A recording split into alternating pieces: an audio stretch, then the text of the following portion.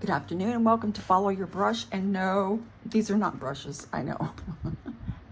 This is Pam with Follow Your Brush. I am a watercolorist on an adventure, and this channel is all about following my brush and where it takes me.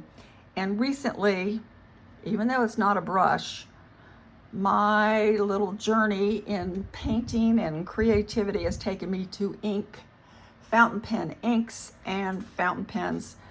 There's something, I think they're almost like first cousins. This is what I call my ink room. So thank you for joining me here in my ink room today. It's across the hall from my art studio in my house. I have all my art supplies in there, but my inks are in here. For some reason, mentally, I have not yet been able to really connect them. I kind of compartmentalize them. I have an ink day and then I have a watercolor day. Today I wanted to share with you, because I know I've mentioned from time to time about how I am using fountain pens and inks now. So I wanted to share a little bit of my adventure.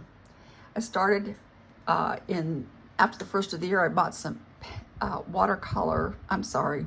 bought some inks from Birmingham Pen Company. They're in northwestern Pennsylvania. It's a mom and her two sons, and they run the company and they make their inks in-house, and that attracted me. So I bought some, but then of course you need to have a fountain pen to put with it, right? I have gone down that rabbit trail. There's a few that I was going to show you here, but yes, I have some pens. Please don't pass out, those of you that know me. But yeah, I have some pens, different types. If you're familiar with fountain pens, these are a couple Chinese brands called Hongdian. This is German, this is Lamy. This is a new one that I got, a Sailor, it's from Japan. This is an inexpensive Jinhao 82 that is a Chinese pen. They make inexpensive pens, and they actually mimic, or they're copies of, the Sailor pens, not this particular one, but so they're copies and you can get them less expensive. I personally buy on the pretty factor, if that makes sense. This is one of the ones that I recently just purchased. This is called TWSBI Diamond 580, and the name of the pen is Iris, and I bought it because of the beautiful colors of the purples and the pinks and the rainbow and how it shimmers, and I just love this pen. TWSBIs are well known for their windows. You can see the ink slosh back and forth. I had a shimmer ink in this one. I ran out, so I had to order some more. So I have a purple in it right now. And this is just a beautiful pen. There are hours and hours of videos online on fountain pens. I actually didn't realize how extensive it was until I started watching online. Of course, if you watch one, then you're going to see another. And there are plenty of people you can watch online that will tell you all about the pens. Their weight, their nibs, how to clean them, how to use them, how to fill them, how to empty them. I'm not here to do all that. I'm just going to show you a couple of mine that are pretty. This one I also recently just received. This was another Chinese pen. It's an Asvine pen, and it's less expensive, and of course it's a knockoff on one of the other more expensive brands as well. But you know what? It writes really beautifully. The Jinhao 82 was like $8.50. This one was a little bit of a step up. This was like $25. By TWSBI's, I obviously paid more for that. I'm not here to show you my collection. I'm not here to talk about all the pens that I own. I'm just here to share with you a little bit about my adventures. I am trying to incorporate it with my watercolor. The inks, are watercolor soluble unless you buy a permanent ink.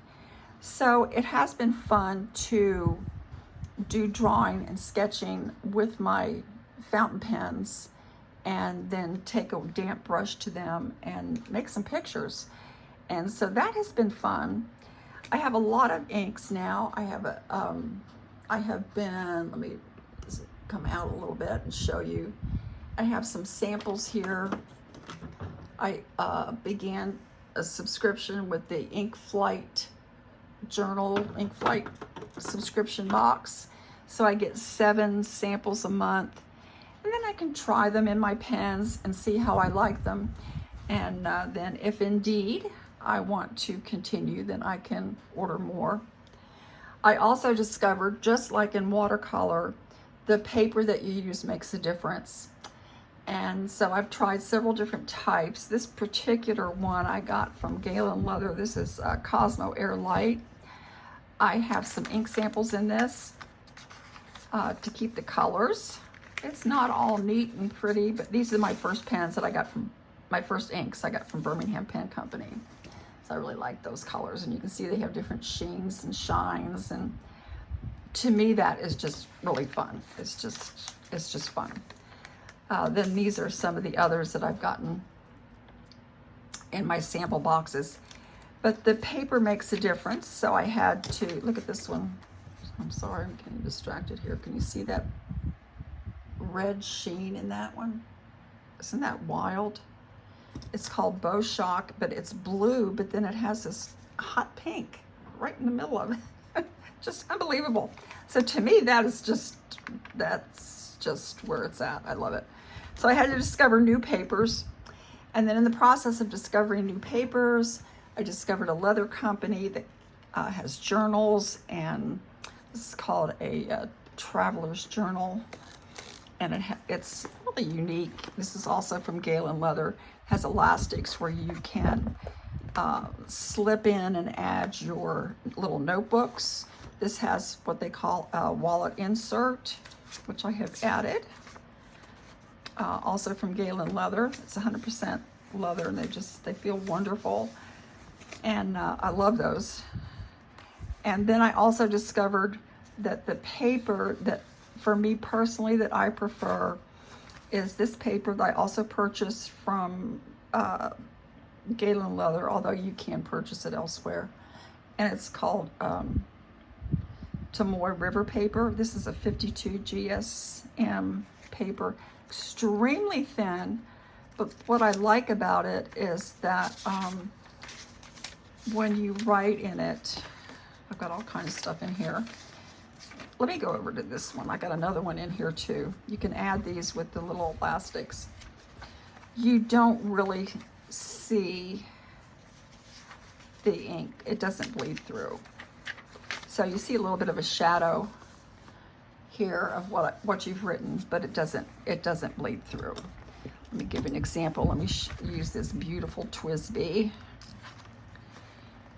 This is my TWSBI Diamond 580, and this model is called Iris. I just love this pen. It just writes so beautifully. Now, if I turn the page, you can see where it doesn't bleed through. There's not a bleed through. You can see a bit of a shadow, but I can still write on the other side without difficulty.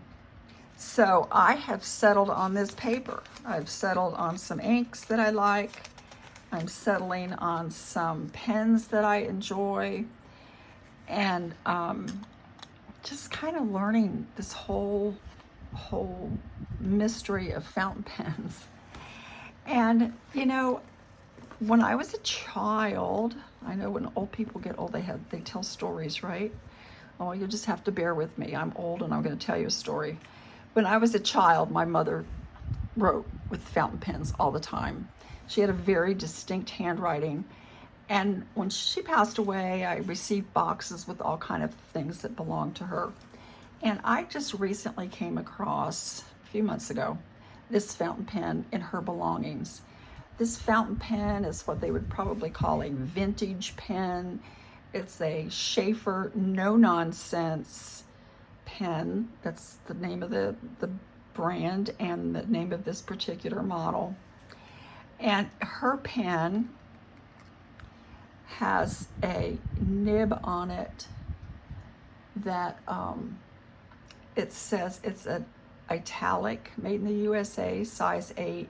You can see it's flat on the top, so that's called a broad nib.